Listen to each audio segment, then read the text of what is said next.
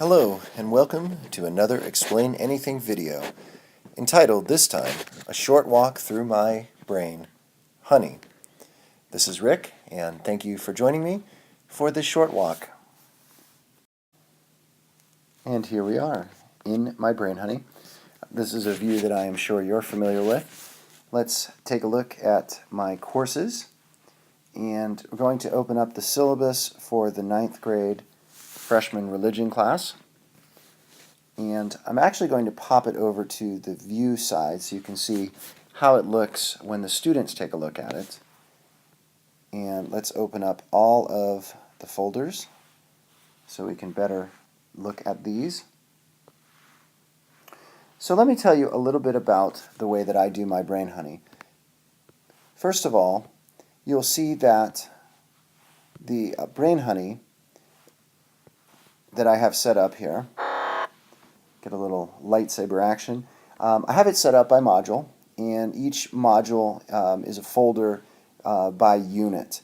Now, one of the things that is kind of unique about the way that I do it is that I have it done sequentially or chronologically, and I'm very careful in how I name each of my assignments. For example, I do 9/9, this would be the date that we're going to be doing it in class, the day of the week, and then very specifically what it is that we're going to be doing. Now, PW is preparation work, which would be questions, book questions, things like that. I'm not actually going to have the kids submit this. I'm just going to look at it in class. And RW, you can see up here, this is something that they will be submitting and that I will be assessing and then returning to them. You can see where my quizzes are. Now, one of the things that I do is each of these assignments has whatever materials necessary for it are linked to the assignment. So if you were to click on any of these, the worksheet, for example, for these questions would be linked directly to this particular assignment. So one of the drawbacks of doing it chronologically like this is putting, the student needs to know the date and the title to be able to find the worksheet. I know that there are some folks who in their brain honey put just the folder for different types of worksheets, and then the students can find those. But I really feel that it makes it more straightforward if the worksheet and the assignment are connected to each other. Now, one thing that is really, really important when I'm setting up my assignments is, and I'm not going to show this slide, but you're familiar with it, on the right-hand side where it has due date with the little calendar, I always click on the due date, because if you don't click on that, it will not appear on the student's calendar or their dashboard when they log in. So it's a really nice way for them to be able to keep track of when things are due.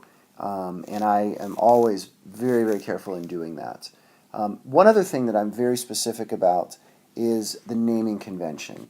And what I tell the students is that anytime they turn any assignment into me, an electronic assignment, they submit it to me, they have to follow a very specific naming convention. And here's what the naming convention looks like. It is the last name, so student's last name.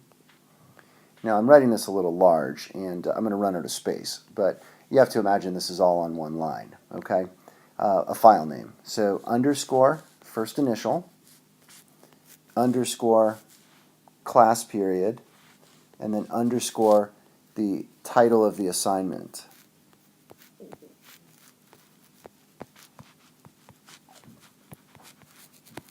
Okay?